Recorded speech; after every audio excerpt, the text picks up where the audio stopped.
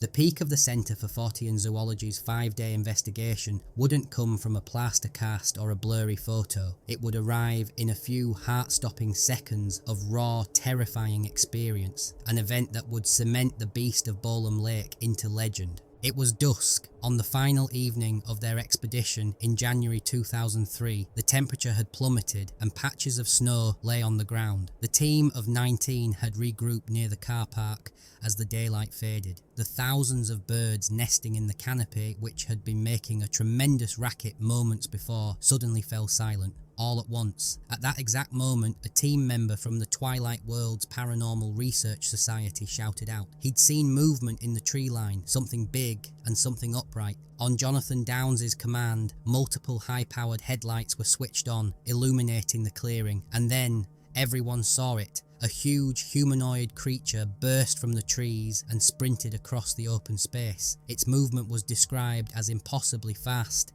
and sharp. Witnesses claimed it covered a distance of at least 130 feet in just a few seconds, moving with a speed that seemed to defy what a human could do. It ran from right to left across the clearing and vanished back into the woods. Then, just as shockingly, it reappeared moments later, running back in the opposite direction before disappearing for good.